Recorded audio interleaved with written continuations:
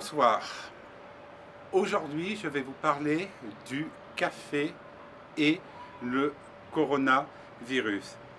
Pas pour vous dire que le café peut être atteint par le coronavirus, mais tout simplement par rapport au prix des matières premières.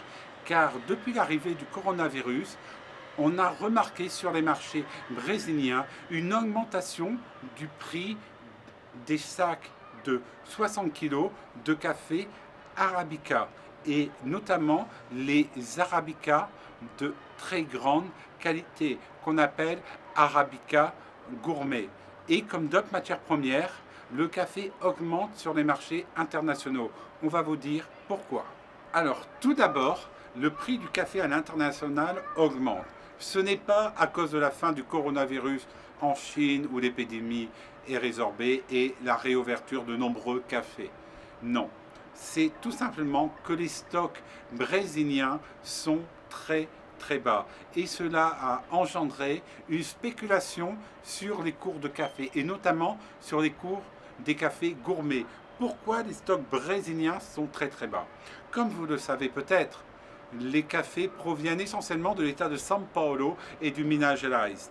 Et pendant l'hiver de l'année 2019, il faut savoir qu'on a eu un hiver très particulier, assez froid, voire même très froid, avec des températures qui sont pratiquement descendues en dessous de 10 degrés, voire 0 la nuit.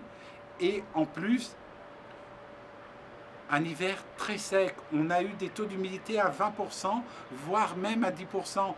Il a fait plus sec à Belo Horizonte que dans le désert de Atacama certains jours.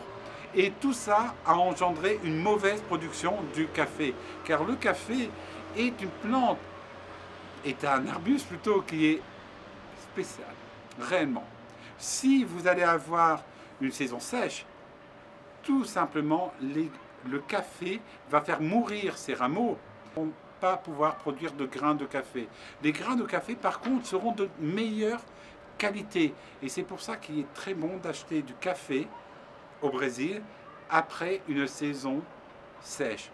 Car pour la deuxième récolte, le caféier aura moins de rameaux et il va pouvoir donner plus de saveur à la cerise de café. Très prochainement, nous allons faire un reportage dans une plantation de café.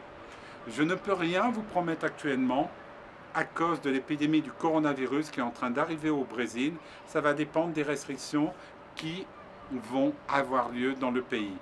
S'il n'y a pas de restrictions début avril, nous allons pouvoir tourner notre reportage dans une plantation de café et vous montrer réellement comment on fait du café Amarelo Bourbon au Brésil, qui est l'un des meilleurs cafés au monde.